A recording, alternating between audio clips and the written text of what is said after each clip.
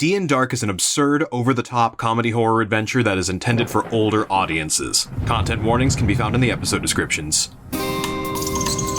Hello and welcome to D&Dark, a comedy horror adventure Realplay podcast loosely based on Dungeons & Dragons 5th edition, and starring some of history's most infamous monsters.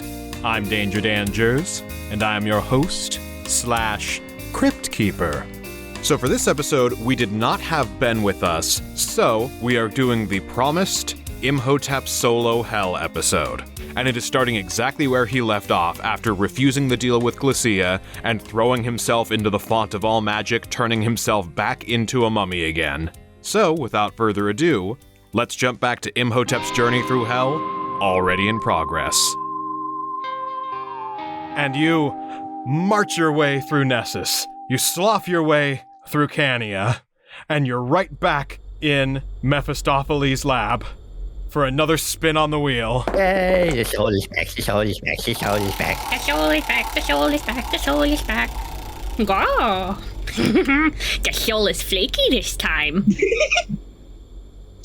9 this time. You said 9? That was a 9, yes. No.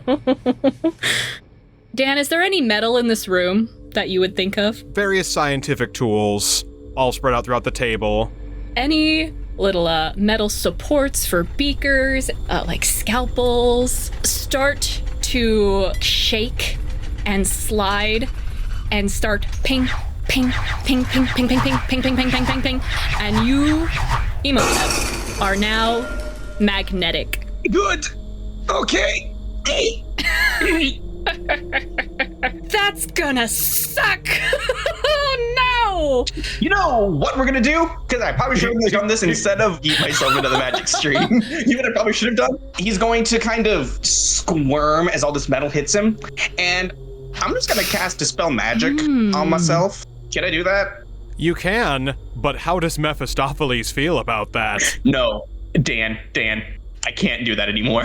Oh, that's right. Oh, right. He can't cast Dispel Magic on himself. No, because I'm anti-magic susceptible now that I'm a mummy again. Question, does his soul, because it's still like a soul manifestation of his physical form, does it still have the same qualities that a Dispel Magic on Imhotep's body would? I would say yes. Yes? Okay. For simplicity's sake.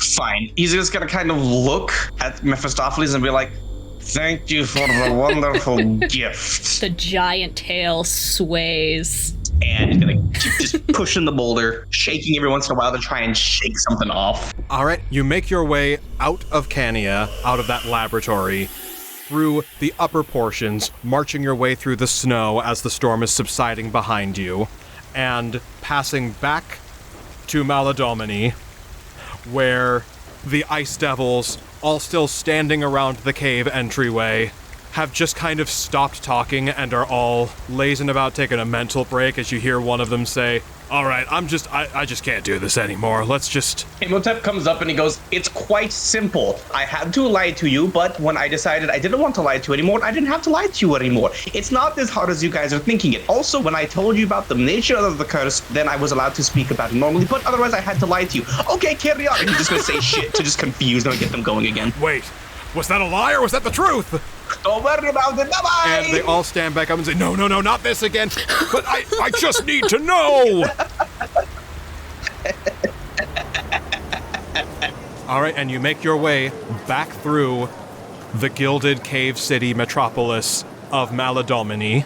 All right, so as you, now in your new form, roll up your boulder through Maloney up to Ball's door, you hear him in his office kind of talking to themselves. Funny.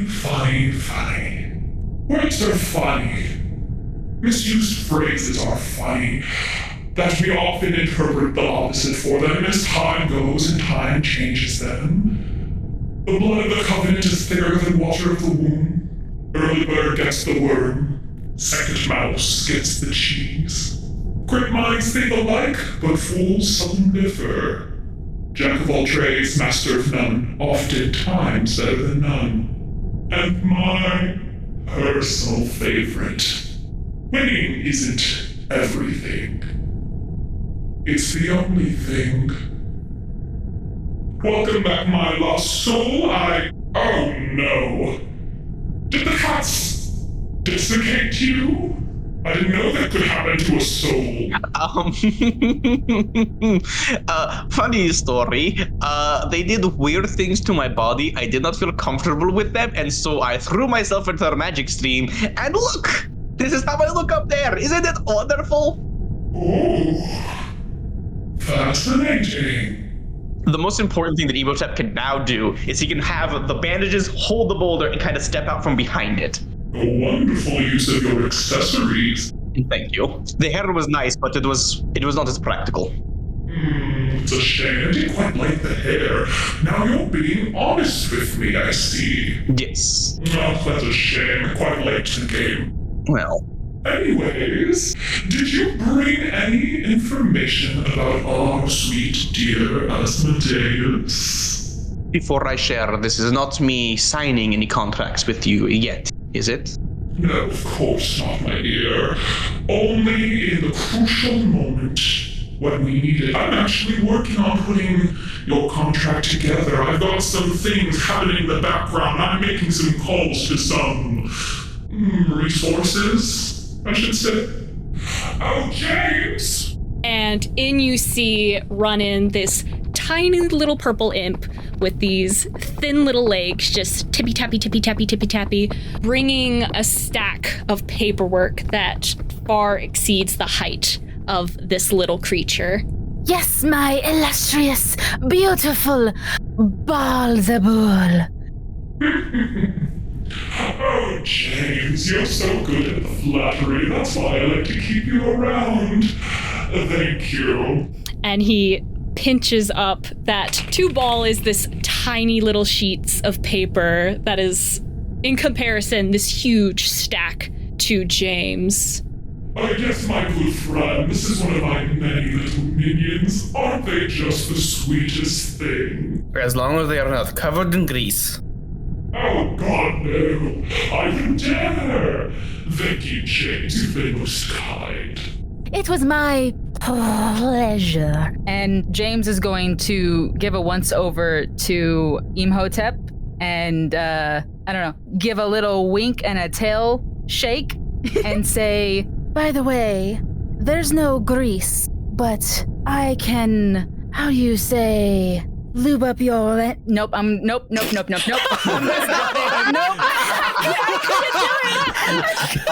Oh my God, no! Oh, right, that's D&Dark, everybody. Have a good night. Good night, everybody. Is there something else you'd like him to say to Imhotep? Okay.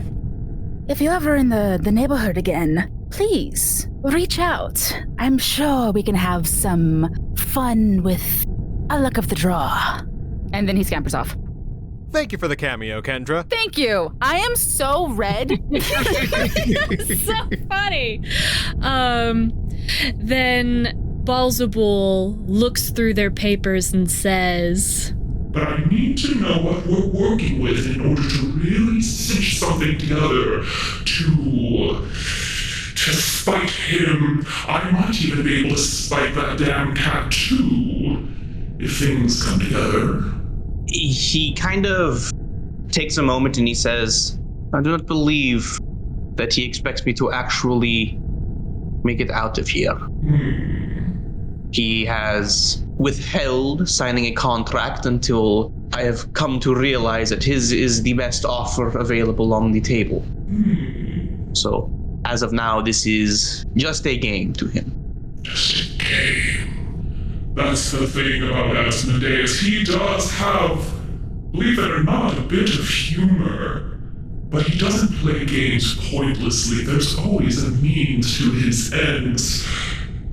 Interesting. I will say, my good friend, you called him out on not having a contract, yet he did not make you sign one. He has, well, the current game, since it is not a contract, is that I push this boulder all the way through your hells and land in a place called Avernus. And it is there that he will offer me a contract and give me his stamp to leave. Fascinating. Fascinating indeed. Why would would he need you to meet in a furnace? I'll have to think about that. But in the meantime, I will say, my friend, you have a treat given to you. If you're in dealings with Asmodeus and he does not put words in front of you, no strict contract, no exact dealings, then you have the power, my dear. You can do anything. You're not trapped here. You don't have to spin this boulder up the hill. There's nothing locking you into this path. If you decide to still work with Asmodeus, which I wouldn't recommend. He has many machinations and things in place and cogs spinning. You can fudge the deal with him a little, perhaps. But before I sell you down that avenue, I might have a little treat for you that could get you out of these hells immediately. You are the second to offer me such a deal.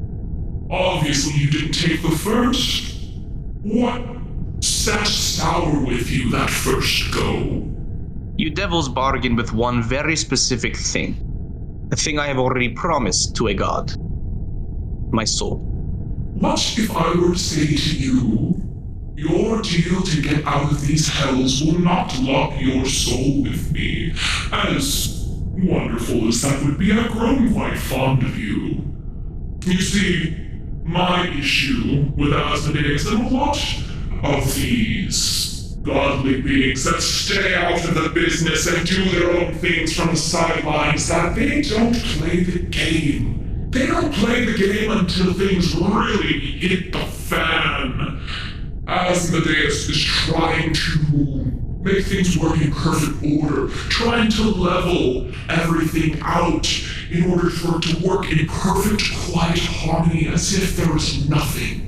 But that's not how life works. Life doesn't work in perfect harmony, cogs spinning just as they should. Life is good. Life is fun when there's a little bit of chaos, a little bit of imbalance. If the ocean decided to stop moving altogether, all life in it would die. So, what I will ask of you, my friend, a little present for me in exchange for helping you out of these hells, is I need to upset his perfect balance a little more.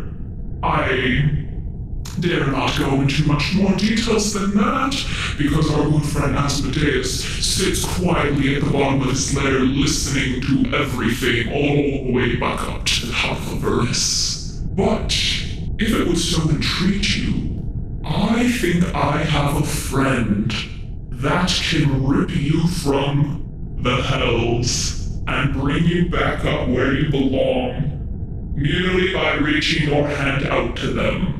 And the collateral and the calamity would merely take place here in hell, far from you, far from your business. And you would be back where you need to be. You'd be back in your own chaos, I promise you. I won't lie to you about that. It's not looking so good up there. And if you don't believe Asmodeus will let you complete this journey, that sounds like you're going to spend a lot of time down here rolling a boulder. Who is this friend that you speak of? I have a few connections out in the different layers. This one is not necessarily infernal. They might not be that unfamiliar to you, if that helps. You're speaking of something abyssal. And you see a little smile creep across his face. Does that spoil the deal? I hate you both so much. It's your choice, ultimately, if you want to keep rolling this boulder for who knows how long, and to let your friends up above do what they do to not great ends as it's looking. Or you can hop up there and sort things out yourself. I just need a little tear, a little puncture, a little something to tip the balances, to swing the pendulum, so that it may swing back ever stronger in the opposite direction. If I take this bargain, what would become of my soul? Will I be left to the abyssal powers? No more than you were previously. You would not be in my hands, but you would be outsourced, let's say. But it is not something that looked so terrible to you before. He kind of flexes his hand, kind of rubs his arm. And you know what? It would really stick it to that disgusting cat down below. That horrible little Mephistopheles would be so angry his little experiments had run through. He kind of perks up a little bit, and he kind of looks at Baal and says, I am not saying that if you were to launch something upon him, kind of looks to his back where all the beakers and stuff is, that he might be missing some equipment.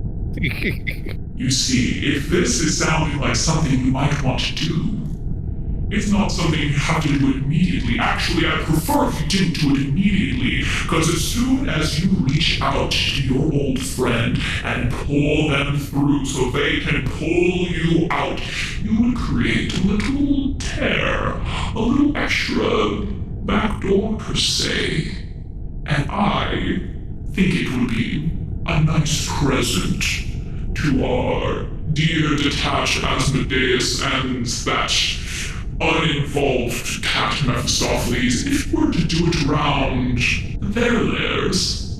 They're always so far away from the fun. It's such a shame. I have heard your offer, and I will think on it.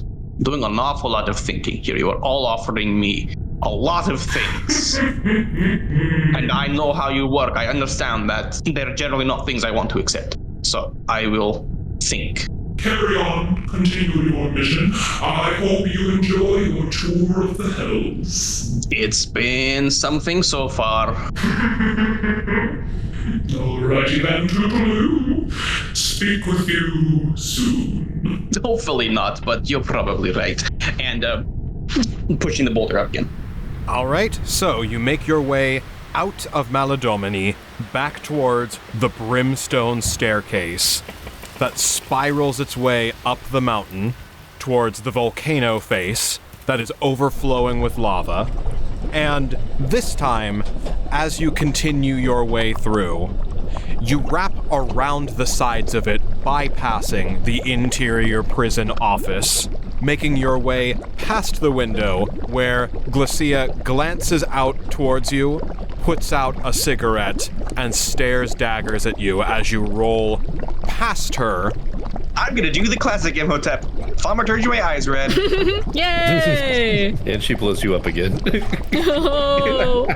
She smiles and puts another cigarette at the end of her Cruella de Vil cigarette holder. And you make your way spiraling up past the facility. Oh boy. Towards where the temperature begins to once again sharply drop. Oh. And as this sulfuric volcanic rock face that you are pushing the boulder up gives way towards a more neutral temperature that is very, very rapidly declining, and you can hear the oncoming rushing of water nearby as you approach what would be the entrance to Stygia, the 5th layer. You spiral your way up the hill and continue to see more imps staring you down, looking a little confused amongst themselves and questioning whether you're the same person that they invited into their secret club. Oh. I stick my tongue out at them. Do you have a tongue? You know what I do? One of my secret wrappings goes up under my chin and comes out like a tongue. Rad. Inspiration. Awesome. Hey, it's our friend again. He did the secret handshake. You know what to do. Hell yeah. Oh, wait. Oh. He's going to immediately wrap the bandages around the boulder and do his best as he can to hold on tight when he's getting picked up. So they cannot lift you because you are so weighted down by this boulder. And as they are struggling and pulling, they say, all right, looks like we won't be able to get our fun unless we get the big guy. Hey, big guy. Big guy? Oh, no. and you hear the beating of wings as perching on a cliff face facing you. That's a big guy. That's a big guy.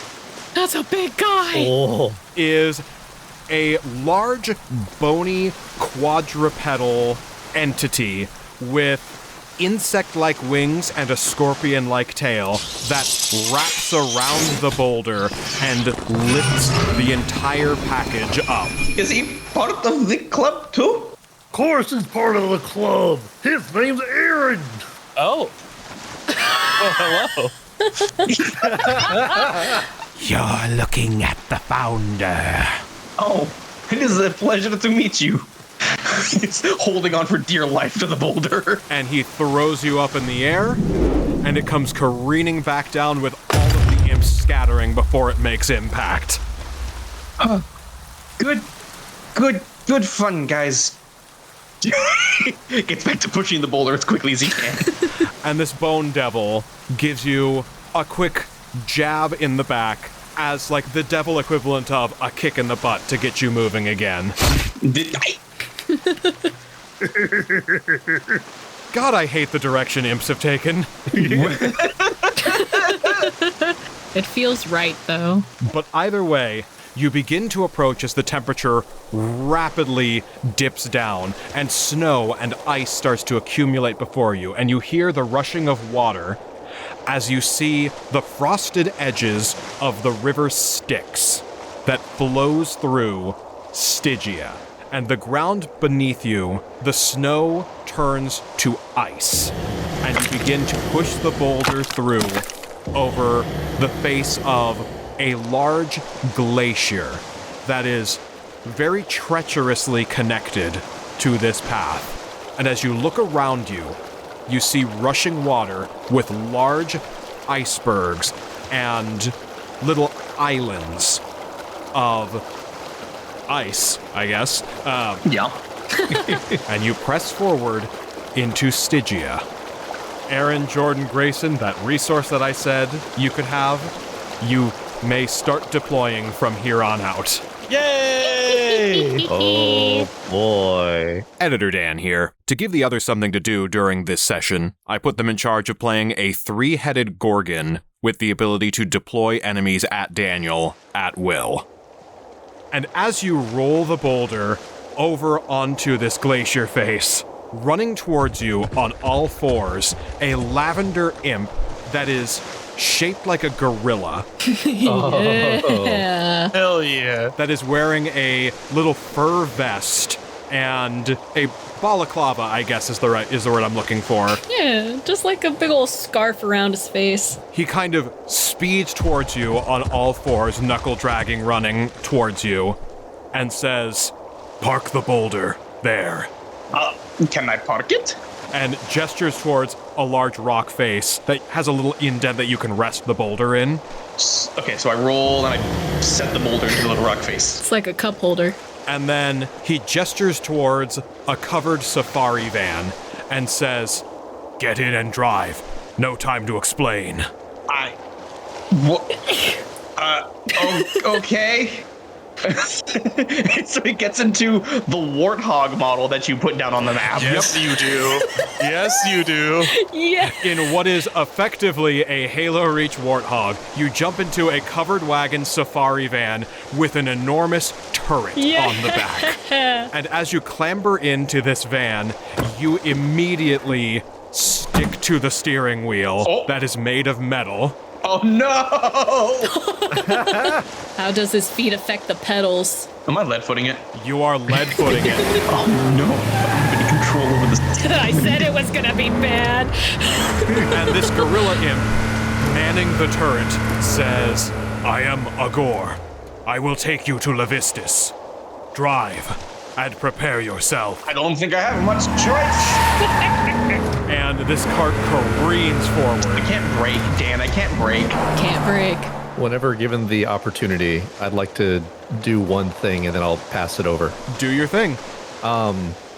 Before anyone sees anything, hearing the warthog getting closer and closer immediately goes invisible. All right. Of course you would. Anyway, the warthog careens around this snowy, icy path, making its way through large rocky crevices that are poking out of this iceberg and glacier that you are driving down. And you are skidding and swerving around these corners as you cannot brake and pick up an ever-increasing amount of speed. And can I say, before we went invisible, I would like to place a symbol somewhere, and Dan, I will send you where I set the symbol. I'm so scared. The warthog continues to advance, and Agor will say to you, "We've been having problems here. An uptick in activity from the previous ruler. Levistus will want to speak to you about this." Okay. That's all I got.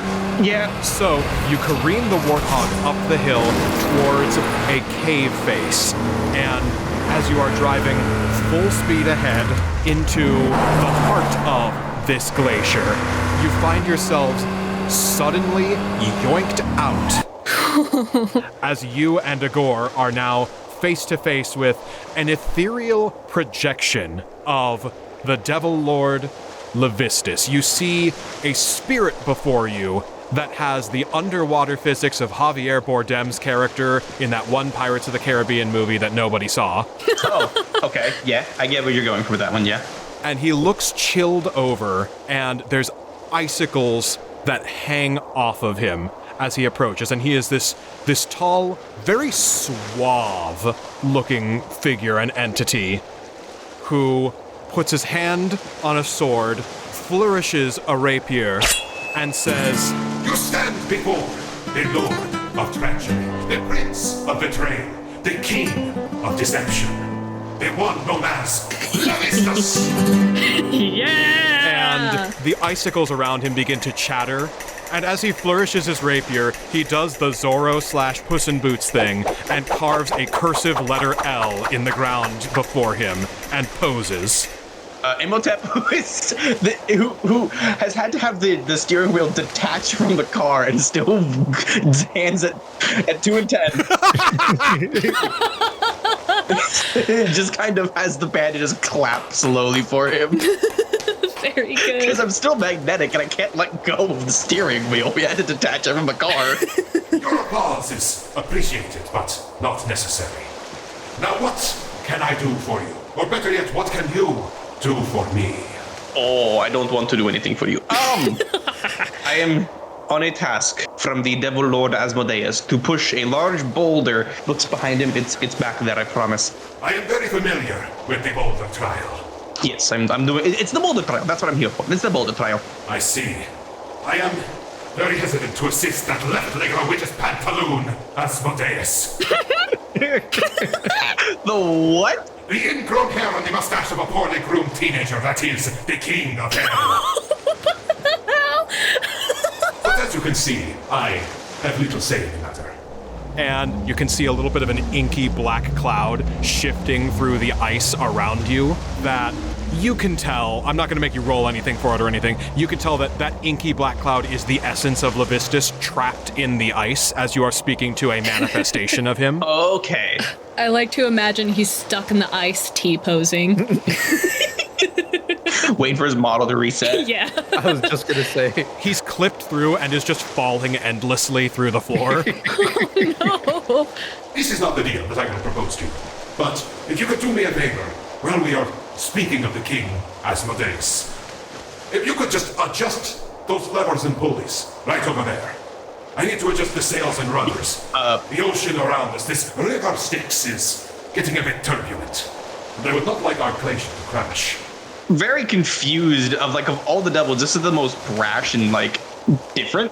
And so he just kind of walks over to the levers that he says and just kind of puts his hand out towards them which one do I go for? I need you to pull the one on the left and push the one on the right. He loops the steering wheel around the one on the left and pulls it, and then pushes the one on the right with the steering wheel. And a little gust of wind passes you by as you do, and you hear on that wind the faint laughter of Asmodeus as the controls invert. Oh no. And the entire ground beneath you rumbles and trembles. And you see this spiritual figure of Levistus begin to panic and say, "No, no, no, no, no, no, no, no." And you feel a very violent crash. You're all thrown to the ground. And he grimaces. Asmodeus. That ketchup stain on an executive's wrinkled dry cleaning order? I love his insults. Regardless, that is not the deal I will ask for you today. We are having a bit of a difficulty. You see, as I am the one true, glorious, magnanimous Lord of treachery, King of the traitors, Prince of betrayal, I did not get control of this land through any simple means. It involved quite a lot of backstabbing. And many years ago, I backstabbed the previous ruler of this land, who is now seeing in turn time to backstab me. So I need you to take him off the board, and then I shall add my flourish and insignia to this boulder of yours. Can I reverse the order of your deal? I will sign a contract, but if you reduce the size of my boulder, there are things that I can do with the boulder then, and I will have a signed contract that I will take care of that which you seek for. I am willing to hear your terms. I understand that you have something you need and I have a reason to push on. I understand how things work here. You all deal with contracts and terms and binding. So, I will agree to your terms that I will assist you as best I can, and in turn you touch my boulder and make it smaller. I would only ask that you do it in the opposite order, that I may utilize the boulder as a tool rather than as Asmodeus' toy. How very deceitful of you. This pleases me. And he presents a contract to you that, as you look at it, the terms change every time you blink. Oh, you don't have eyes. Right. Every time you look away and look back. So he kind of looks at it, looks up at Levistus, crosses his arm. Crosses his bandages because he can't cross his arms. And Levistus shrugs and says, "What did you expect? It is in the name. I am, of course, the Lord of Betrayal." So then why should I agree to sign any contract with you? Well, I suppose you have me there. But, seeing as you have already agreed, I shall agree to your terms. The contract disappears with your signature already on it. I did that. He holds his hands. I do not have a way to. Fine. And Agor says, "You did sign that paper yourself and agree to it." I signed it? Did I sign it? Levistus laughs and snaps his fingers. The boulder appears. I admire your spirit, my friend. From one traitor to another. Enjoy the sigil of Levistus! And he slashes and does the letter L insignia that he carves into the boulder. And the boulder reduces by 1/8 in size. It is now half the size that it started, and is now, for your purposes, considered medium size. Yay! Now comes the next silly question for the thing that I'm about to do. Do I need to worry about the material components for this spell to cast? No. We're only going to worry about material components for 6th level spells and up.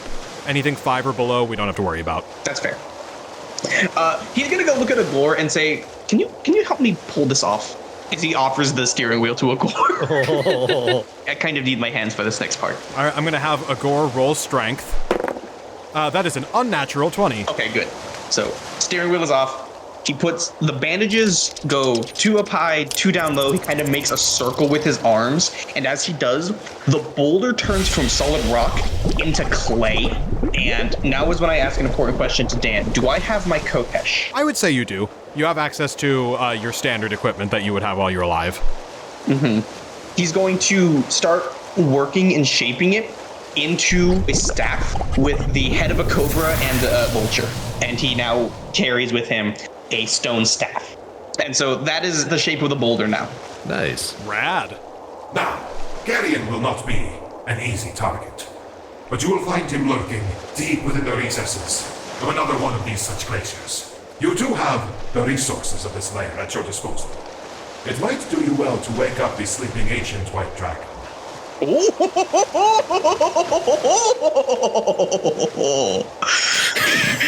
Wow, he's so happy. I'm sorry, wake the what? As you are now, you will obviously be crushed within mere moments. You simply do not have the fortitude to stand up to the Archfiend Geryon. But if you can convince the ancient white dragon to lend you assistance, you might have a fleeting chance. Does the dragon have a name? His name is Thanatos, and he resides roughly somewhere over there. And he gestures vaguely off to the west. Imhotep kind of looks in that direction and nods. Very well. As you have miraculously upheld your end of the bargain, I will prove to you that I am not a complete and total deceiver, and will uphold mine to the best of my ability. And we're gonna go meet Thanatos. Levistus chuckles to himself, claps his hands together, and disappears. As you hear him say, I appreciate your candor, but I would not expect you to be able to best the Prince of Treachery at his own game. And as you leave the cave, the van is now resurfaced and ready to go in a completely different place than when you last left it. Looks at the little imp, goes, how did you... You know what? I'm not even going to ask. This is where the Jeep crashed. Just staring at him. Not saying anything. Not changing his eye color or anything. Just staring at him, a little dumbfounded. Levistus specializes in mind-based magic, so you might have a few lapses in memory here and there. Oh, shit. Very well. So he gets in, takes a deep breath as his hands go 2 and 10 and lock onto that wheel again. And as you clamp down and lock in to the warthog, it speeds off out of that cave. Does anything deploy? Hey, Dan. Can we send 3 little friends Imhotep's way? Of course. I'm saving mine. I'm going to cast a spell in just a little bit. I don't see you two disagreeing. I just want to wait until it's more demoralizing. As you careen out of there, you hear some screeches from the sky. And as you look up, you can see flying in around you are a handful of what look like Furies / Harpies / Valkyries. As 3 Irinis begin to descend from the sky above you, bows drawn. And rather than rolling initiative, you and Agor will go first, and then the Irinis will follow.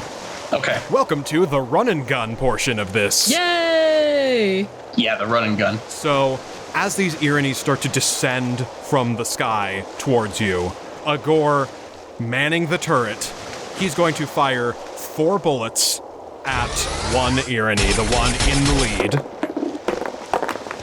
lead. And 2 out of 4 of the bullets hit. Okay. So that's going to knock down 40 HP. So that will end his turn and now go over to you. All right. So I'm going to summon my spiritual weapon.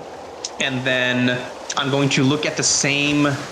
What is it called? An Irinis? Yep. Spelled like Aaron, yes. Aaron, yes. Got it. And I'm going to cast Sacred Flame. So they make a dexterity saving throw. My DC is 15. That is 17. That's definitely going to pass my spell save DC. Okay, so that's my turn. Okay. Hey, Gary on my left. What do you think of this guy? Sorry, I was deciding if I was on your left or not. I think he's a real goober, is what I think. Oh, he's a major Koopa. Hey, Gary on my further left. What are you feeling?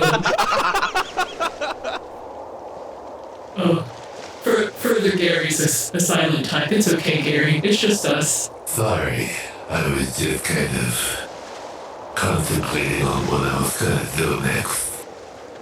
Yeah, you were the real thinker. Left, Gary. Now, Gary on the right. It's been a long time since we've had to deal with interlopers from Levistus. What do you think we should do with him? I think, let's see how he does against just 3. I don't see him getting very far, but if he gets to that annoying little lizard in the wall, then, I think we make it a party. I can agree to that. I'm totally down for that. Man, your place got a lot grosser real fast. Gary on the further, wrap around right. Yeah, I'm kind of glad I'm on the other side of that, Gary. No offense, left, Gary. Is that the reason why he's called Geryon? He's Gary on the left and Gary on the right. All right, anyway, these 3 Iranese, they're all still within range, so they're going to stay where they're at, and they're all just going to open fire with their longbows. So that was a nat 20, a 16, and a 7. Good. Imhotep, what's your armor class? 14. I should have gone with my other idea, which was to turn the rock into a shield. But you didn't, so. No, that I didn't. I went for the thematic one, not the practical. Oh, how dare.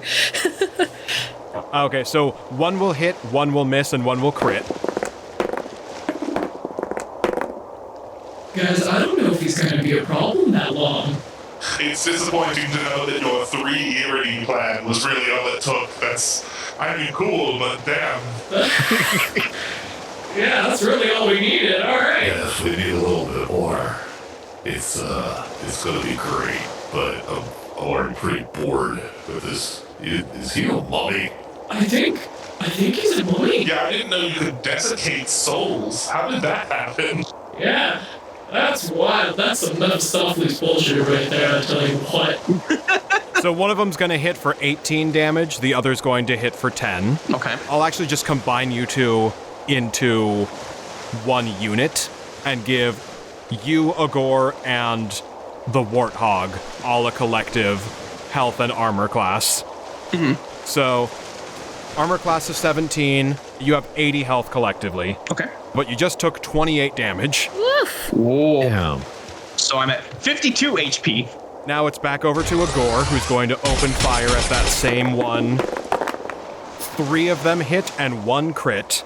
Okay. So that's going to be 100 damage. Okay. So now over to Imhotep. Okay. So I'm going to use my bonus action to move my spiritual weapon and have it do a melee attack. On a natural 20 to hit. That'll hit. Okay, so it's going to take 1d8 plus 4, so it's going to take a total of 6 damage, of force damage. Okay. And then I'm going to do another Sacred Flame. And that is a dex save, correct? Yes. And that is a 9. So that fails. So it's going to take 13 radiant damage. All right, describe your killing blow. Imhotep, both hands on the steering wheel, swerving as best he can with the fact that he can't, do hand over hand. As his bandage point, as the sword kind of spins out and slashes into one, cutting the wing, sending the thing careening to the ground, and while it's on the ground, getting up, one of the other bandages lights on fire, and with a flick, the edge that is burned flies off, and that's the Sacred Flame that strikes the body while it's on the ground. All right, so now you are down to 2 of them chasing after you. And we're just gonna gun it straight up and hope that we move on to a different map. Erika, no! She was my favorite! That was a good Irony. Yes. That's Erika knew my damn coffee order. Oh, it's so complicated. No one else ever gets it right.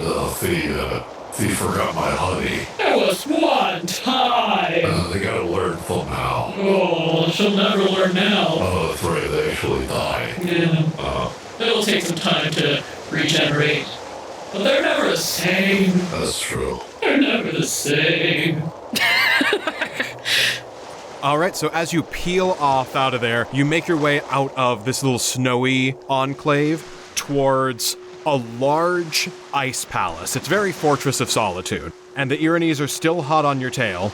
Agor says to you as you're driving away, "I'll do my best to keep them off, but this is where Thanatos resides." I would not linger long. Detaches the steering wheel, sprints inside with it. Imhotep, before you run in, I'll have the Iranese take their action, Agor take his action, and then you can run in. Okay. So that was a 14 and a nat 1. It's meat to beat, then they hit me. You're 17, don't forget. Oh wait, you're off the... I'm not in the Warthog anymore. Yeah. Oh, get clapped.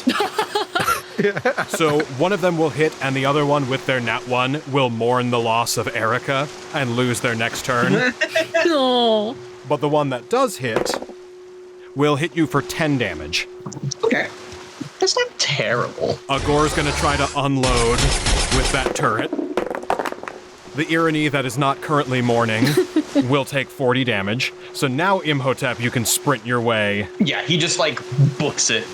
I'm going to cast Thaumaturgy to make my voice boom, and I'm going to call into the chamber. Oh, great Thanatos the Whyte, the froster of... I was going to say the froster of tips. I don't think we're going to go with that. That's pretty good, though. Frickin' Justin Timberlake's head pops out. Oh, God. Oh, great Thanatos the Whyte, the blizzard of ages, the chill that runs down the spine of those who would dare defy you. I beseech thy help.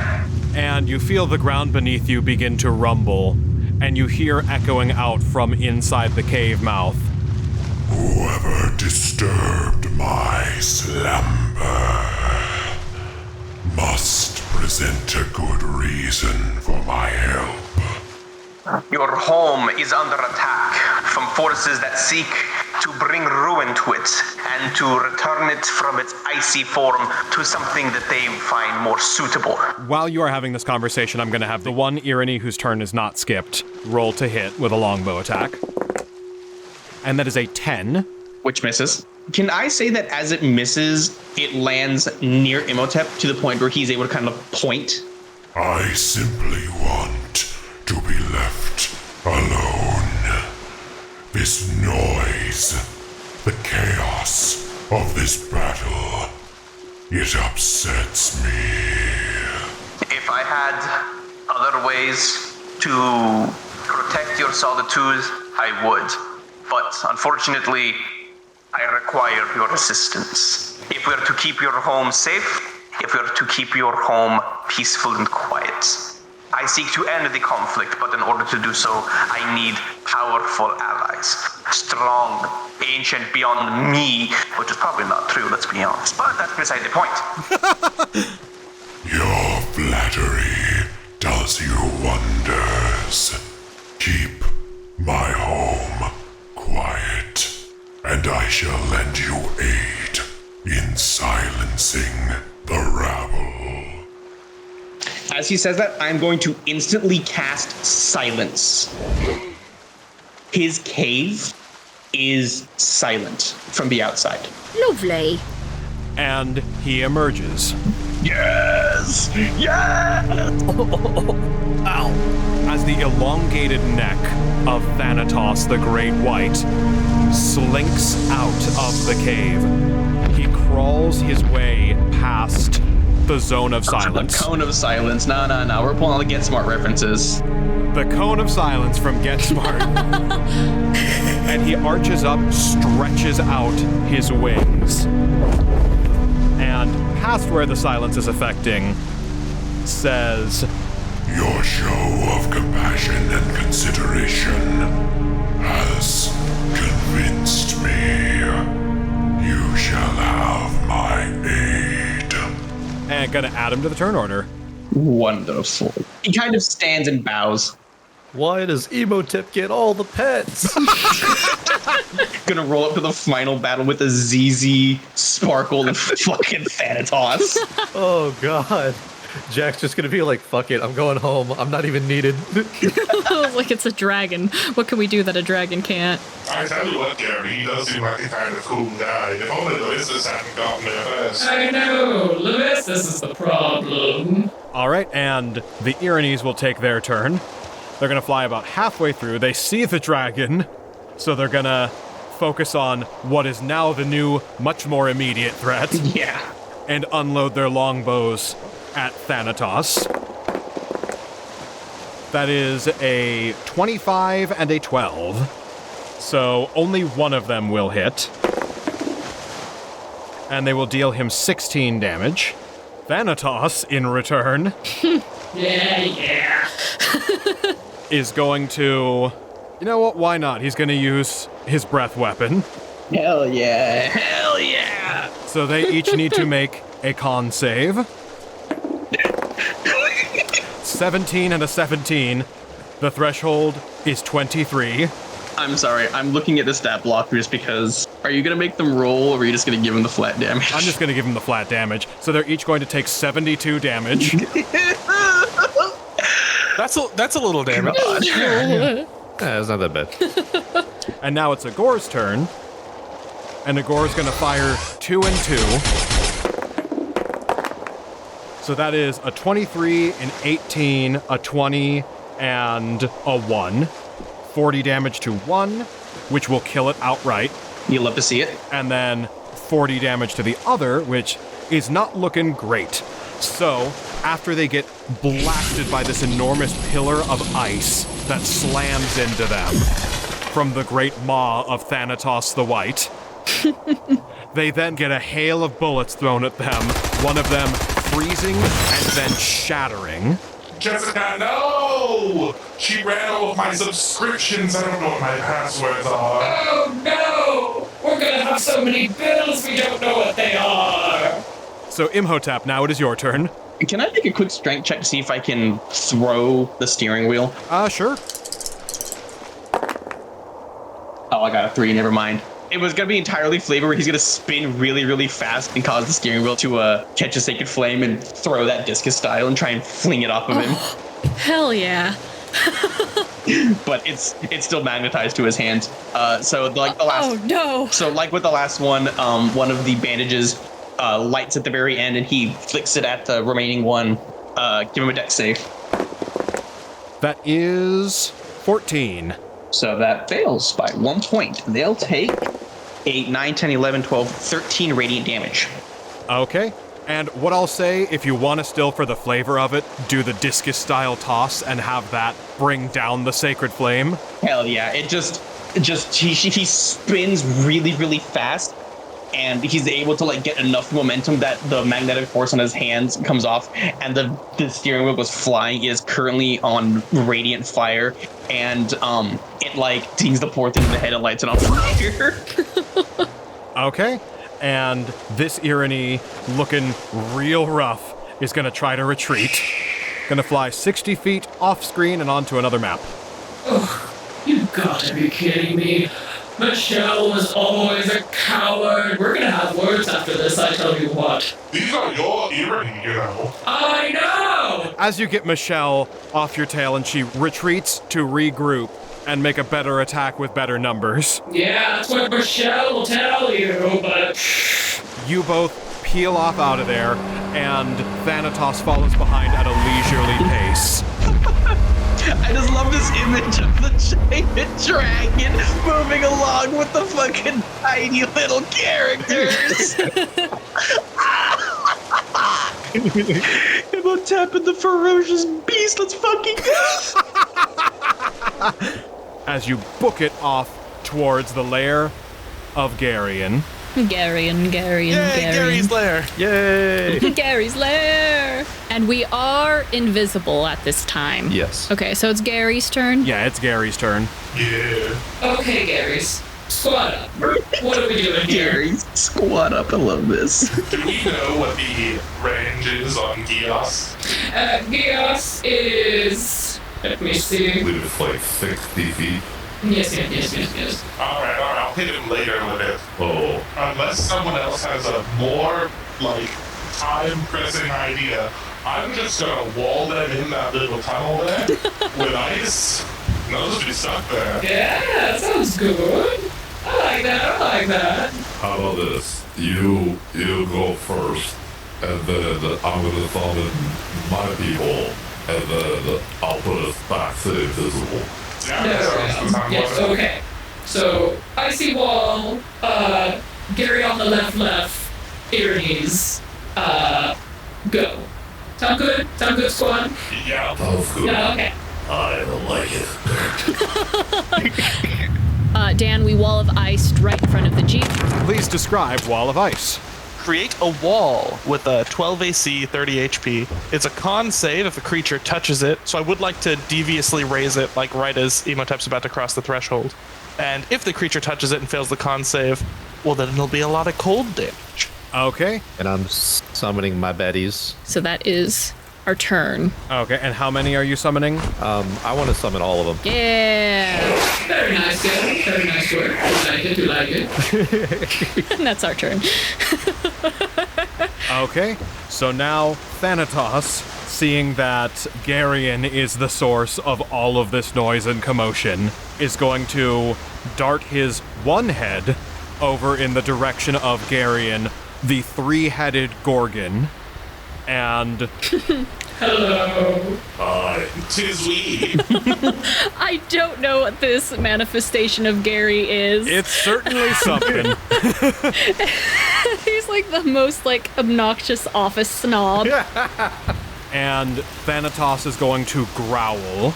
I should have expected that you would not honor my peace and quiet. Listen, bud, we didn't wake you up, okay? That was that guy over there. Shut up! You tell them! And he's going to fly right towards Geryon and do his multi-attack. Ew. A bite and 2 claws. Also, I'm going to roll to see the recharge on that ice breath. It is not recharged. Question, guys. Do we want to do a legendary action? I'm thinking a little infernal glare. That's what I was thinking. How about you, Gary? You feeling like a little infernal glare? Now let's do it. So now the legendary actions come at the end, so we do have to get it first. Yes. That comes at the end. But also, this is going to suck for both of us because I also have a Frightful Presence thing in my toolkit, and I think we are both immune to being frightened. No! Well, damn it. But that first, the bite's going to hit for 30. No! Then 29 to hit. Oh, come on. 26 to hit. No! And I'm not going to do it's going to be a lot of rolling, so I'm going to just take the average damage that they list with it. So that's going to be... That's fine. 28 damage on the bite. Then for the 2 claws, that is going to be 15 and 15, so that's another 30. So now we're at 58 damage. Okay. And that's it. So that's bite, claw, and that will be his turn. So now it is Agor's turn. So he's going to fire off 4 bullets. Well, no, he's going to fire 4 bullets at the 5 Ironies that are now flying at them. So he's going to go for the closest one. 2 hits, a crit success, and a crit fail. Woo! Which weirdly keeps happening. That'll be 80 damage, and that's going to be his turn. So now it's over to Imhotep. I'm gonna hop out of the Jeep, and I am going to cast Guardian of Faith. Anybody who comes within 10 feet of him has to take a dexterity save against 15. On a fail, they take 20 radiant damage. On a success, they take 10.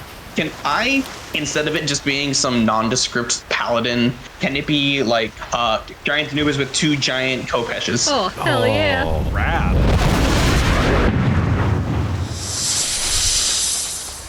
I tell you what, Gary, this guy's doing cool shit. Oh, he's so cool. Oh, why is he hooked up with the loser Levistus? This sucks. Because I need him to get out of here. Why do you need him? Hey guys, guess what? Yeah. He's like 30 feet from us. Oh. And that other thing needs to be fixed. That's true, Gary. So I know it looks like I blinked, but I was actually winking at each of you at the same time. I wasn't sure if you were blinking or if you were doing that, like, unsyncopated eye wink. It was silly. I realized that I should just go ahead and vocalize what I'm feeling, mistress. No, I like the sentiment. Gary. It's much appreciated. But I like what you two are putting down. Shut up. I agree. They talk so much. And Thanatos, as a legendary action, is going to tail attack. Ow! That's a 26 to hit. Thanatos, you know you're really a dick, right? So that's going to deal 17 damage. God damn it. All of the Ironies are going to unload on Thanatos. Yeah. Yeah, get him. Don't disappoint me, Jared. 2 of them will hit, 2 of them will miss, and 1 of them will crit. So you'll take 44 damage. At the end of these Irony's turn, I'd like to be a little stinker, and I'd like to legendarily Swift Sting Thanatos while he might not be looking at us. Yes! Ooh. That thinking. Cool, so go ahead and roll to hit. 31. A 31 will hit. 15 damage and a con save. Ooh, what's the con save for? You'll see if they fail. It's a 28 on the con save. Damn it! Does he look poisoned to you? Did I get him? I don't, it's not looking too good, Gary. It's not looking too good. Damn it, I always miss the proboscis part of the tail. No, it's alright. The proboscis part, I hate it. Hate it here. And Geryon, it is now your turn. Alright, Gary. I'm thinking, if we want to do any, mischievous things for our little friend here, it may be beneficial, this is an option, we don't have to go for it, to lure him perhaps to my little stinker symbol. Oh, yeah. That is an option, because that may affect his saves just a Or what tad. if we head into the thick of all the Aryans? Yeah, we could do that.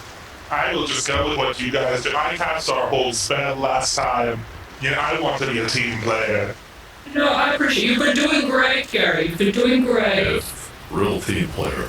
We appreciate your work. Do we want to go invisible? Or do we want to do something else? Because I was still thinking about the ice storm. Yeah, I think center our little winter wonderland on our friend here. Okay, yeah. Okay. Yeah, we'll do that. And is it a saving throw or a to hit? Dex save. Okay, and you will also take damage for passing by the Guardian of Faith. They have to do a dex save. Doing the dex save now. 19 plus. Yeah, you're good. Thanatos rolled a 2 on his ice storm save. Heck yeah, dude. But he is resistant to cold damage, so the damage will be halved. That's what I thought. That is an unnatural 20 for the dex save. Oh, sweet. Good for you. Hell yeah. 20 exactly? Unnatural 20, yes. That's not the DC, mon frere. Oh, shit. Nope. Unfortunately. So how much damage am I taking? Deals 2d8 bludgeoning plus 4d8 cold damage. Okay, so 8 damage of bludgeoning. And then Grayson's doing the cold damage. And while you are doing that, Thanatos rolled to recharge his breath weapon, and it is recharged. Yeah, I'm an 8. 21 cold damage. I'm down to 9 HP. Woo! Yikes. All right, well, now that it is Thanatos' turn, he doesn't need to move because everyone he wants to hit is within range. He's going to blast off that breath weapon. So that is going to be a Constitution save. Gary on the other left. You, Gary. Me, Gary? No, not you, Gary. You, Gary. Oh, that's Gary. I feel as though you have not done our saving throws and stuff, so. I don't know if we want that. Nah, go for it. No, you've got a lot of, you're very strong, Gary. I feel like your constitution's the best of us. 21? That's pretty good. Is that going to do it? The DC was 22. Oh! It's all your fault, Gary. I knew it the whole time. How could you, Gary? Oh, Gary. That is going to be 72 damage. But it's cold damage, which Geryon is resistant to, so that's going to be cut in half. Yeah. But then all of the Ironies will take 72 damage. Okay. Good. I'm an 8.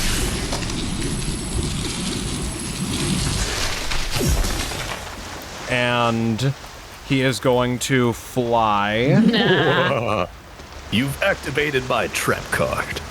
over your symbol. A trap card! So tell me what the symbol does. Symbol is pain! Our little magical landmine. This spell allows you to describe a potent rune of power upon a surface. When triggered, a symbol of pain imposes a -4 penalty on attack rolls, skill checks, and ability checks on one or more creatures within 60 feet of the symbol. It's a con save. Okay.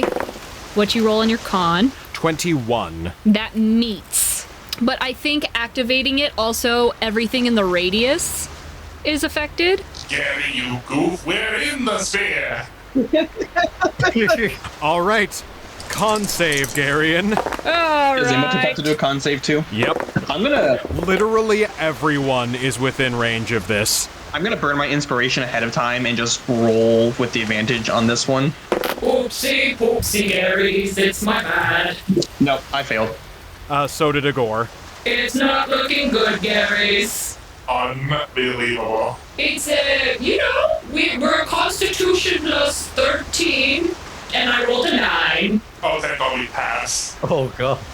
Oh, wow. So we passed. Just barely. We endured our own goof. I tell you what, we make a mean symbol now. Literally every irony also fails. Good. Well, that sucks. So it's just the two big boys. Your tempers look at Agor and go, I think we can go back to what's his name now. I'm pretty sure that this is just gonna do its thing. I'm not contributing much here. I'm just, I agree. When I am not incapacitated by this excruciating pain, I agree. Oh. So I say that when you and I can pop back up and walk away, that we just walk away. I like your little friend. He speaks some good sense. But I'll stick around. No, thank you. Geryon, it's your turn. Fantastic. I think we've gone on ahead and aligned. Who wants to announce our final strategy? I think it should be you, Gary, because we have both done something. You did come up with a plan. Oh, you're both too sweet. It's too bad I can only do it once a day. But go ahead and say a divine word to our mummy friend over there. Oh, you don't have to. And the divine word is bye-bye, because you've got less than 20 health. So, do I just die? You die instantly. Good work, Gary. At least somebody's. At least one of the Garys got his head on straight. We are the outcasts, the misfits, you might say. We deal with the nightmares that you run away from every single day. We know the world is a gruesome little place. But us outsiders, we've developed quite a taste for the grisly and morbid, the ghastly and the horrid. We know it's awful, dreadful, but we like it. Just another haunted night, shrouded with unearthly fright. So when you're oh so terrified, you know who to call. The world is falling apart. We'll never take it to heart. Some monsters and creatures and spirits and specters and all. Let's all have a ball.